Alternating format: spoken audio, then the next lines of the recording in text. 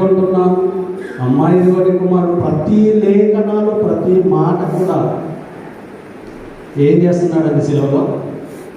సమాప్తమైనది, సమాప్తమైనది అంటే యేసు ప్రభు వారికి దేవుడు ఏ పని నిమిత్తమైతే ఈ లోకానికి పంపించారో ఆ పనిని సంపూర్తిగా యోహాను సువార్త 17వ అధ్యాయము 4వ వచనం ఒకసారి చూడండి.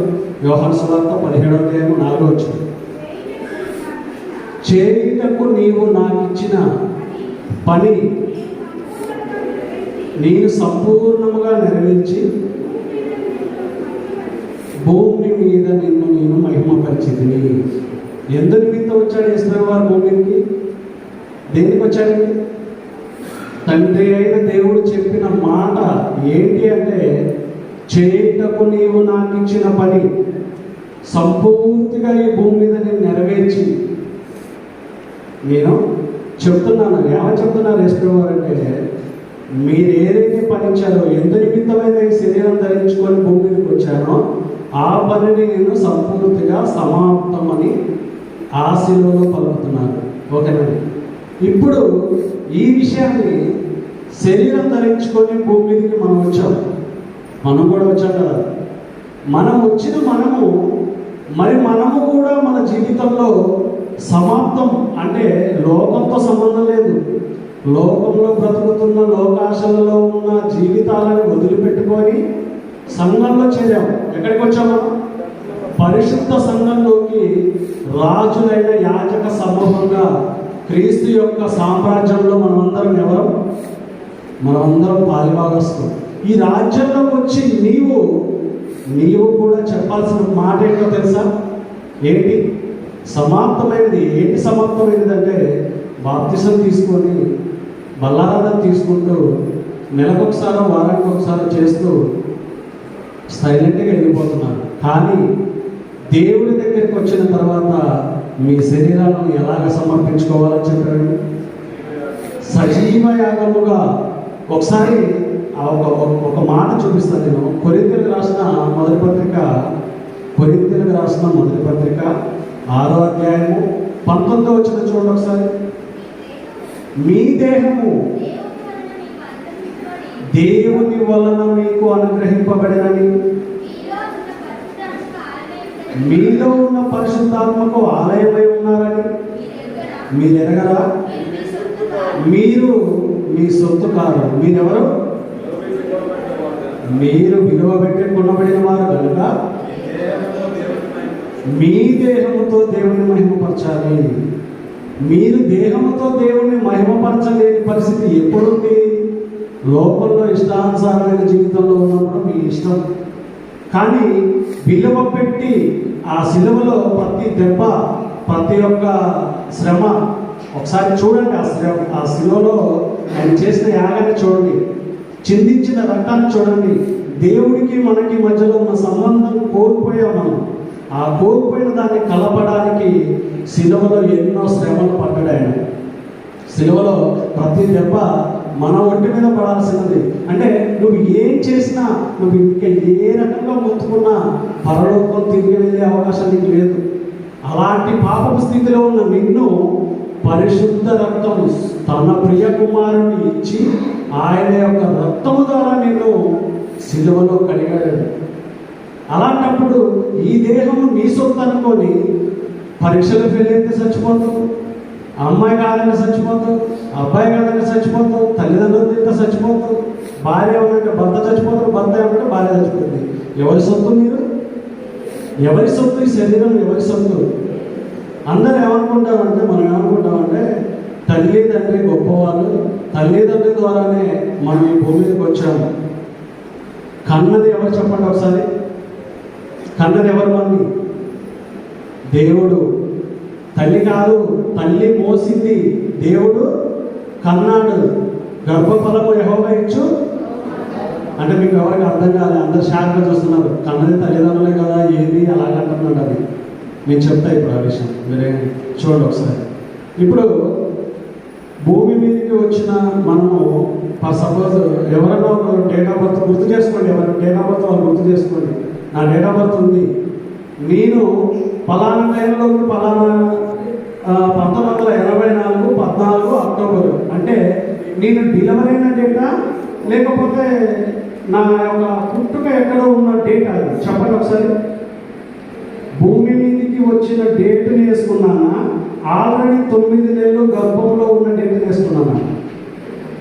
అంటే 9 నెలలు తల్లి గర్భంలో లేరా మీరు? ఎక్కడున్నారు మీరు? తల్లి గర్భంలో ఉన్నారు. అంటే కన్నది గర్భఫలం ఇచ్చింది దేవుడు. నేను చెప్తా ఆ విషయం. అంటే 9 నెలలు తల్లి గర్భంలో ఉన్నది ఎంత నిజమో, ఆ తండ్రి గర్భంలో ఉన్నది కూడా మనం అంతే నిజం. ఎందుకంటే స్త్రీ పురుషులకు వివాహమైన తర్వాత మాత్రమే గర్భఫలము దేవుడిచ్చు బహుమానం. అంటే తల్లి గర్భంలో 9 నెలల కంటే ముందు నువ్వు ఎవరి గర్భంలో ఉన్నావు ఇప్పుడు చెప్పండి? తల్లి గర్భంలో 9 నెలలు రాకమునుపు ఎవరి గర్భంలో ఉన్నారు? దేవుని గర్భంలో, తండ్రి గర్భంలో ఉన్నావు. నేను మా నాన్న గర్భంలో ఉన్నా. మా నాన్న గర్భంలో ఉన్నా. చూడండి, మా నాన్న గర్భంలో ఉన్నా. మా నాన్న గర్భంలోని నేను మా నాన్న కలిసి వాళ్ళ నాన్న గర్భంలో ఉన్నాము. అలాగా వెనక్కి వెళ్తే మనందరికీ వై జంక్షన్ ఎవరండి? ఆదాము గారు. ఆదికాండము 2వ అధ్యాయం 7వ వచనం చదవండి ఒకసారి. ఆదికాండము 2వ అధ్యాయం 7వ వచనం. దేవుడైన యెహోవా నేల మట్టితో నరుని నిర్మించి వారి నాసికారంధ్రములలో జీవవాయువులు ఊదగా నరుడు జీవాత్మాయను. నాసికారంధ్రములో జీవవాయువులు ఊదగా నరుడు జీవాత్మాయను. అప్పుడు ఊదడానికి కొన్ని కోట్ల మందిని ఎవరి గర్భంలోకి? ఆదాము గర్భంలోకి కొన్ని కోట్ల మందిని ఆయన నాసికారంధ్రములో ఎప్పుడైతే ఆ యొక్క మట్టి బొమ్మలకు ఊదాడో అక్కడ నుంచి మొదలైంది మన యొక్క ఉత్పత్తి. ఎక్కడి నుంచి మొదలైంది? ఆదాము నుంచి మనమందరం ఎలా వచ్చామంటే ఆదాము గర్భంలో నుంచి ఈరోజు మనము బయటికి వచ్చిన వాళ్ళం. తల్లి గర్భంలో కంటే ముందు తండ్రి గర్భంలో తండ్రి గర్భంలో కంటే అలాగా ఎదిగితే ఎవరు చెప్తారు మనకి? క్రైస్తవుడిగా మనమే చెప్పాలి. మాటలు లోకానికి తెలవదు. లోకాన్ని మాట్లాడతారు. క్రైస్తవుడు లోకానికి ఉప్పు లాంటి వాడు. రుచి కలిగిన మాటలు క్రైస్తవుల దగ్గరే ఉంటాయి. మనమే చెప్పాలి లోకానికి. అంటే ఆదాము గర్భంలో నుంచి మనం అందరం ఇలాగ వచ్చాము. అందుకే దేవుడు ఏమంటున్నాడంటే 90వ కీర్తన 3వ వచనంలో నరులారా తిరిగి రండి, నరులారా తిరిగి రండి. అంటే తిరిగి రండి అంటే ఆల్రెడీ ఎక్కడి నుంచి అయితే వచ్చామో అక్కడికి మళ్ళా రమ్మంటున్నాడు ఆయన. ఎక్కడి నుంచి వచ్చాము మనం? అక్కడే పరలోకం నుంచి మనం వచ్చామండి. నరులారా మీరు తిరిగి రండి. యాత్ర అయింది, మీరు మర్చిపోయారు. గట్టిగా 4 తాతల తర్వాత మనకి ఏం జరిగిందో తెలియదు. అలాంటప్పుడు దేవుడి గర్భంలో వచ్చినామని ఎలా తెలుస్తుంది? మర్చిపోయాం. కానీ మన జీవిత చరిత్రని, మన ప్రతి మాటని బయటపెట్టే గ్రంథమే. ఒక వస్తువు కొన్నారనుకోండి, ఆ వస్తువుని ఎలా వాడాలో ఒక మాన్యువల్, ఒక బుక్ ఉంటుందా ఉండదా? ఏ వస్తువు కొన్నా, కారు కొన్నా, ఫ్రిడ్జ్ కొన్నా దాన్ని ఎలా వాడాలో ఉంటుంది. అలాగే నిన్ను కూడా నీ తల నుంచి అరికాల వరకు ఎలాగా నువ్వు ఈ లోకంలోకి వచ్చావు, ఎలాగ నీ అవయవాలు చేయబడాయని ప్రతి మాట కూడా దేవుడి యొక్క గ్రంథంలో ఉంటుందని చదువుకోవాలి మనం. తండ్రే కనుక కంటే ఒకసారి అడగండి, అమ్మ కన్ను ఏ ఐటెం పెట్టి తయారు చేసావు? నా ఎముకలు ఏమంటే తీసుకొని చేసావు? ఒకసారి నా నరాలు ఏమైనా చెప్పమ్మా, అడగండి ఒకసారి తండ్రిని. తెలుస్తుందండి ఎవరికన్నారు? ఇంకా డౌట్గా ఉంది కదా. మత్తయి సువార్త 1వ అధ్యాయం 2వ వచనం. మత్తయి సువార్త 1వ అధ్యాయం 2వ వచనం. అబ్రహాము ఇస్సాకును కనెను, ఇస్సాకు యాకోబును కనెను. యాకోబు యూదాను అతని అన్నదమ్ములు కను. మరి అబ్రహాము ఇస్సాకును కనెనప్పుడు శారం ఎడిపోయిందండి. అబ్రహాము ఇస్సాకును కనెను, ఇస్సాకు యాకోబును కనెను, యాకోబు యూదా అతని అన్నదమ్ములు కనెను. ఇక్కడ మగవాళ్ళు కంటున్నారేంటి? మరి కనేది మగవాళ్ళే. గర్భము, అద్దె గర్భం మీరు. దేవుడు మిమ్మల్ని ఏర్పరచుకుంది ఏంటంటే తన పిల్లల్ని పెంచి ఆయన ఇస్తారని. కోడి ఏ రోజు దాని పిల్లల్ని అడగదు మళ్ళా నా కోసమే నువ్వు పెరిగేదని. ప్రాణాలు కాపాడి తెగిస్తా ఉన్న పిల్లల్ని ఎవరి కోసం? మనం తినడానికి. మేక, ప్రతి జీవి కూడా మన కోసమే. దేవుడు చెప్పాడు వాటికి, నా బిడ్డల కోసం మీరు పెరగాలి. అలాగే మనం మన పిల్లల్ని పెంచుతున్నామా? ఈ శరీరం ఎవరి సొత్తు? ఎవరి సొత్తు? దేవుడి సొత్తు. ఆయన శరీరధారిగా వచ్చి లోకానికి వచ్చి ఇదిగో సమాప్తమైందని చెప్పినట్లుగా మనము ఈ లోకంలోకి వచ్చి దేవుడి మాటలు, దేవుడి సంఘంలోకి వచ్చిన తర్వాత సంఘంలో నీకేం పనిలేదా? ఎవరికి సంఘంలో పనిలేదా? బాప్తిసం తీసుకొని బలారాధన తీసుకుంటే సరిపోయిందా? సువార్త పని, దేవుడి పని అసలు పొద్దాకా అయ్యగారు ఎంతగా చేస్తున్నారో ప్రతిసారి చూస్తూనే ఉన్నాం. కానీ ఏ పని నాకు ఉందని ఎవరన్నా అడిగారా? అయ్యా నాకు సంఘంలో ఏదో ఒక పని అండి, కుర్చీలు వేయాలా, ఊడవాలా, లేకపోతే వంట చేయాలా, ఏ పని చేసినా మనం మర్చిపోతాం. మన లోకంలో మనం మర్చిపోతాం పది. కానీ దేవుడు రాసుకుంటా ఉంటాడు. ఏ పని చేసినా ఆయన జీవగ్రంథంలో ఈరోజు నా బిడ్డ సంఘంలోకి వచ్చి పనిచేసింది. సంఘం అంటే ఎవరికి? దేవుడిది కదా. దేవుడి పనులకు వచ్చి అంటే పాటపాడే కాడికి పొందబడి, ప్రార్థన చేసే కాడికి పొందబడి, ప్రతి విషయంలో అంటే అలాగా కాకుండా ఇష్టపూర్వకంగా మనస్పూర్వకంగా సంఘంలో దైవజనుడికి మనం ఉపయోగపడే వాళ్ళగా ఈ సంఘమే కదండి మన పరలోకంలో ఉండేది. అక్కడ పోగానే వేరే ఉండరు, సంఘమే ఎత్తబడుతుంది.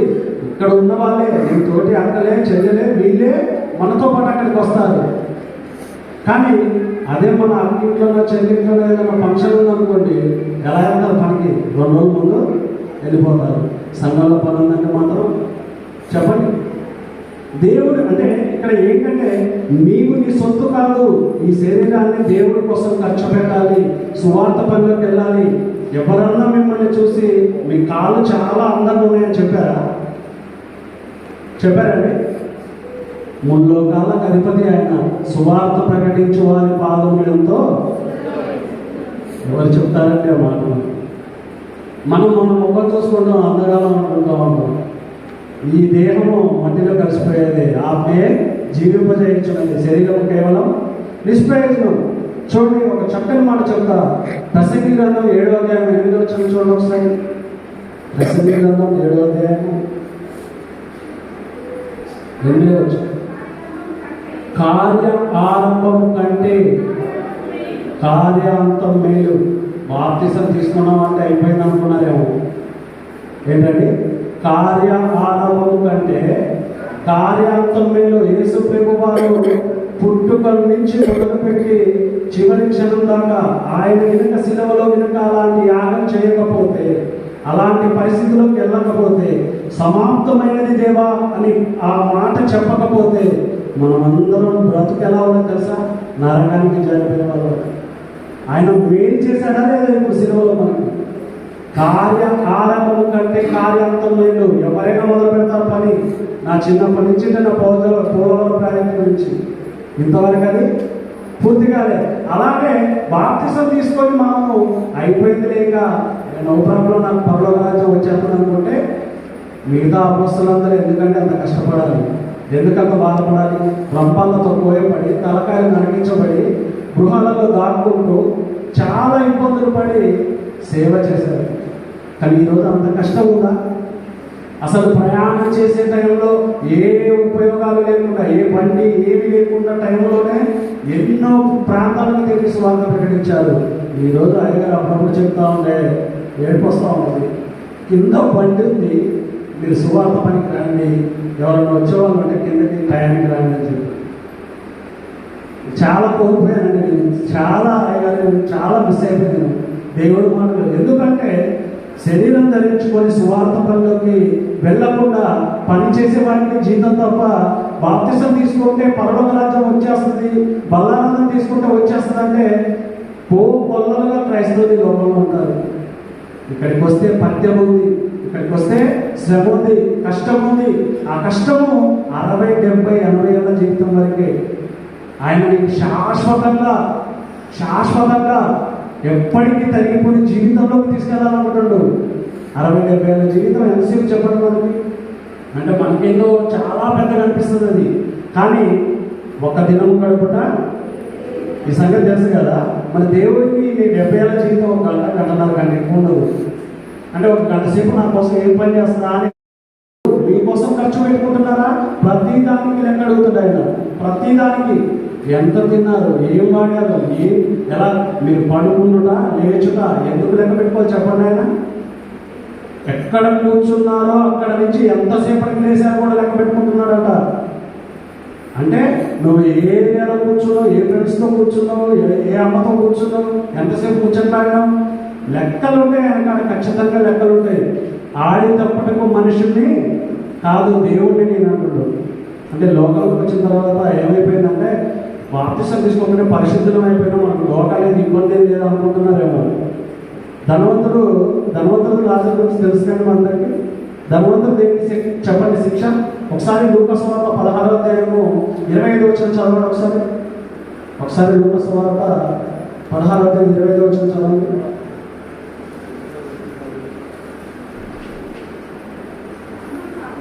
అందుకు అబ్రహాము, కుమారుడా, నీవు నీ జీవిత కాలమందు మీకు ఇష్టమైనట్టు సుఖం అనుభవించింది. చాలమ్మా, ఇదే కేసు ఇప్పుడు నీ మీద. ఏమంటాడు అబ్రహాం గారు? ఏమంటాడు ఎంతో? నీవు నీకు ఇష్టం వచ్చిన రీతిగా నీ జీవితంలో నీకు ఇష్టం వచ్చినట్టుగా సుఖం అనుభవించావు. ఇదే కేసు. ఇంకా ఏం లేదు ఇప్పుడు. అదే కేసు. వ్యభిచారం చేసినానుందా అక్కడ? ఏమనుందండి అక్కడ? దొంగతనం చేసినానుందా? అబద్ధం ఆడినానుందా? ఏమన్నది చెప్పండి? సుఖం అనుభవించాడంటే ఆదివారం, సోమవారం ప్రతి దినమని రాయబడింది. 19వ వచనం నుంచి మీరు చదువుకుంటూ వస్తే ప్రతి దినము సుఖపడుచుండను, బహుగా సుఖపడుచుండను. అంటే ఆదివారం, సోమవారం, మంగళవారం ఎలాంటి ఏం లేవు ఆయనకి. ఏమున్నాయి? కట్టల చొక్కా వేసుకోవడం, ఎక్కడ ఫంక్షన్ ఉన్నా చూసుకోవడం, స్టైల్గా వెళ్ళడం, కడుపు నిండా తినడం, రావడం. దేవుడి పని లేదు అసలు. మళ్ళా ఇక్కడికి వచ్చి చచ్చిపోయిన తర్వాత అబ్రహాం గారిని ఏమని పిలుస్తాడు? తండ్రి అయిన అబ్రహామా. భూమి మీద ఉన్నప్పుడు కనపడి తండ్రి, భూమి మీద ఉన్నప్పుడు కనపడడా? అక్కడికి పోయి కాదంటే అర్థమవుతుంది.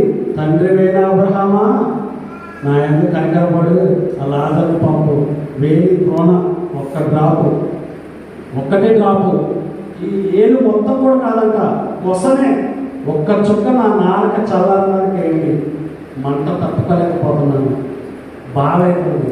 ఏంటి ఆ బాధ అంటే, ఇదిగో సుఖం అనుభవించావు. ఏం చేయలేదు ఆయన, దొంగతనం చేయలేదు, వ్యభిచారం చేయలేదు, ఆడతాడు పరిశుద్ధులు అనుకుంటున్నారేమో.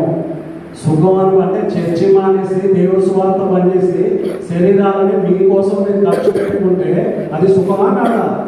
ప్రార్థన ఉంది, రమ్మన్నారు అనుకోండి అయ్యగారు పలానా రోజు సువార్త పని, అదే రోజు ఫంక్షన్ వచ్చింది చెప్పండి, వెళ్ళిపోతారు. చెప్పాలా? వెళ్తామా ఫంక్షన్కి? ఎందుకు?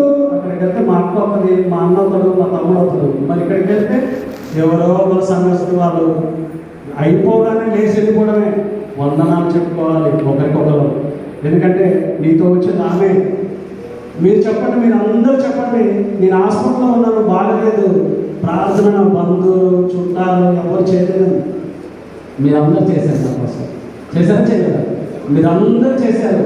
ఎందుకు అంటే ఆత్మీయ సంబంధం, ఆత్మీయ బిడ్డలు నా రిలేషన్లో, నా చుట్టాలు బంధువులు ఏ ఒక్కరు కూడా నా దయ చేయలేదు, ఏ ఒక్కరు కూడా నా దగ్గరికి రాలేదు. ఆత్మీయ బిడ్డలు వచ్చి ప్రతి నెల బియ్యం ఇచ్చారు, నూనె ఇచ్చారు, కారం ఇచ్చారు, డబ్బులు ఇచ్చారు, మందులు ఇచ్చారు. అయ్యగారికి అమ్మగారికి వేరే వేరే వందనాలు చెప్పుకోవాలి. హాస్పిటల్లో ఉంటే నాకు ఎంతగానో ధన సహాయం చేశారు. ఇప్పటికీ నేను డైరీలో రాసుకుంటున్న 2,20,000 రూపాయలు ఆత్మీయ బిడ్డలు ఇచ్చారు. బంధువులు 500 రూపాయలు కూడా ఇంతవరకు వచ్చి ఇచ్చుకోలేదు. ఏమనుకుంటారో పోకపోతే, ఏమనుకుంటారో, ఇది బంధుత్వం. కానీ దేవుడి దగ్గరికి వచ్చి మిమ్మల్ని మీరు సరిచేసుకోవాలి. ఇక్కడ ఎందుకు కూర్చోబెట్టాలి? ఎందుకు ఇంత ప్రయాస, ఎందుకు ఇంత కష్టం చెప్పండి? ఎందుకు ప్రతిసారి ఒక్కరోజు కూడా ఖాళీ లేదు? అయ్యారు స్వార్థ పని అంటే దేహాన్ని కరగదీస్తున్నారు, శరీరాన్ని లొంగదీస్తున్నారు. ఈ శరీరాన్ని లొంగదీస్తే నిత్య రాజ్యంలోకి వెళ్ళిపోతావు. ఎక్కడికి వెళ్ళిపోతావు? నిత్య రాజ్యం, నిత్యం, అంతం లేదు. అంతము కాని జీవితం నీకు ఇవ్వాలనుకుంటే 60-70 ఏళ్ళ కోసం సుఖభోగాలు అనుభవించాలనుకుంటున్నాం. ఏమన్నారండి మోషేతో ఏమన్నారు? ఐగుప్తు రాజ్యానికి ఇస్తా అంటే ఏమన్నారు మోషే గారు?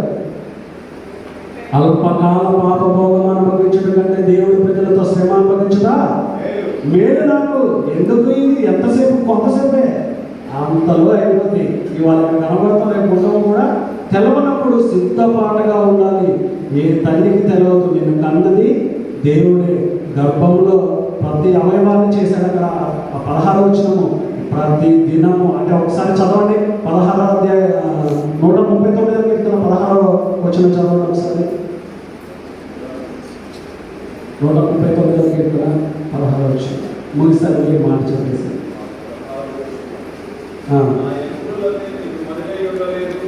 అయ్యా నేను పిండమునై ఉండగా నీ కన్నులు నన్ను చూసిన. చాలండి. ఒక్క మాటకి ఎంత బైబిల్లో ఈరోజు ఇక్కడ కూర్చొని సిలువలో పలుకుతున్న 7 మాటలని ఒక్కొక్క మాటకి అర్ధగంటగా మాట్లాడతారు, గంట మాట్లాడతారు, ఒక రోజు మాట్లాడే వాళ్ళు ఉన్నారా లేదా చెప్పాలి. ఉన్నారు కదా. ఇలాగే బైబిల్ ప్రతిరోజు ప్రతి మాట చదివితే, ప్రతి మాటకి రెఫరెన్స్ తీసుకుంటే చెప్పండి ఎంత బాగుంటుంది ఆత్మీయ జీవితం కదా. ఇప్పుడు ఇక్కడ నేను ఈ మాట మీరు ఎన్నోసార్లు చదువుతారు. నేను పిండమునై ఉండగా నీ కన్నులు నన్ను చూశాను. ఇది చదివినా ఇది విన్నామన్న వాళ్ళు ఒకసారి చేతులు ఎత్తండి. విన్నారా ఇంతకుముందు ఈ మాట? విన్నారా? నేను పిండమునై ఉండగా నీ కన్నులు నన్ను చూశానంటే, ఒకవేళ ఆయన పిండముగా ఉన్నప్పుడు చూడకపోతే రాలిపోయిన పిండాలు ఎన్నో చెప్పండి. ఇప్పుడు రాలిపోయిన పిండాలు రాలిపోయా తెలుసు, అమ్మలకు తెలుస్తుంది. ఎన్నో పిండాలు అంటే దేవుడు చూసింది కనుక ఈరోజు ఇక్కడ కూర్చున్నావు. దేవుడు చూసింది కనుక కన్నులతో కిందకి చదివితే నియమింపబడిన దినంలో ఒకటైనా కాకపోతే నియమింపబడిన దినంలో ఒకటైనా కాకపోతే నా దినములన్నయు నీ గ్రంథములో అక్కడ పుట్టినోట్లో కింద రాసి ఉన్నదండి. నా అవయవులలో ఒక్కటైనా రూపింపబడక మునుపు అవన్నీ అవి రూపింపబడి దినములన్నయు నీ గ్రంథంలో. అవయవంలో ఒక్కటి అంటే గుండె ఎప్పుడు ఫిట్ చేస్తున్నాడో లెక్కేసుకుంటాడు. ఆరోడలా గుండె, చేతుల, కాళ్ళ ప్రతిదీ కూడా ఎప్పుడు ఫిట్ చేస్తున్నాడో, ఆయన ఎప్పుడు తల్లి గర్భంలో చేతులు పెట్టి రూపిస్తున్నాడో ప్రతి అవయవాన్ని రాసుకుంటున్నాడు. నేను పిండమునే ఉండగా నీ కన్నులు నన్ను చూడకపోతే నువ్వు రాలిపోయి ఉండేవాడివి. కానీ ఇక్కడికి వచ్చావు అంటే ఇది దేవుడి కృప, ఆయన చిత్తం, ఆయన కార్యం, ఆయన కృప, ఆయన దయ. లేకపోతే ఇక్కడ మనం లేవు. కనుక ఆయన అక్కడ సిలువలో మాట్లాడుతున్న మాట ఏంటంటే, నాకు తండ్రి ఏదైతే పని ఇచ్చాడో ఆ పని నేను శరీరం ధరించుకొని ప్రతి పని చేశాను. సువార్త పనికి వెళ్తున్నామని, చిన్న పని దేవుడు పని చేసినామని ఎవరు చెప్తారో చెప్పండి. సమాప్తమైనది. బాప్తిసం తీసుకున్నాను, నేను దేవుడి పనులకు వెళ్ళిపోయాను. లోకం వేరు, మనం వేరు కదా. ఇక్కడికి వచ్చిన తర్వాత ఆయన పనిలో ఆనుకోవాలని చివరి మాట చూపించి నిర్వహిస్తాను. ప్రసంగి గ్రంథం 9వ అధ్యాయం 10వ వచనం. ప్రసంగి గ్రంథం 9వ అధ్యాయం 10వ వచనం. చేయుటకు నీ చేతికి వచ్చిన ఏ పనైనను శక్తి లోపము లేకుండా చేయండి. నీవు పోవు పాతాలు, జాగ్రత్తగా వినాలా, పోవు పాతాళమునందు పని అయినను ఉపాయమైనను తెలివైనను జ్ఞానమైనను లేదు. చేతికి వచ్చిన చాలా చేయుటకు నీ చేతికి వచ్చిన ఏ పనైనా శక్తి లోపం లేకుండా. అయ్యగారు పనికి వెళ్తున్నారు, సువార్త పనికి, బిజినెస్కి డబ్బులు ఇవ్వాలనుకుంటున్నారా? లేకపోతే ఆయనతో పాటు వెళ్ళాలనుకుంటున్నారా? అయ్యా పత్రికలు ఉంటే పంచాలనుకుంటున్నారా? సంఘంలో నీ శక్తి కొలది నీ చేతనైన పని చేయమంటాడు. ఇక్కడ మాత్రమే అవకాశం మనందరికీ. ఎక్కడ అవకాశం? అది ఇక్కడ ఉన్నప్పుడే అవకాశం. ఒకవేళ పొరపాటున జారి నరకంలోకి వెళ్ళేవాళ్ళకి ఒక ఏమేమి లేవంట? ఒకసారి చదవండి. ఏమి లేవంట అక్కడ? చదవండి. 10వ వచనం, 9వ అధ్యాయం 10వ వచనం. ప్రసంగి గ్రంథం.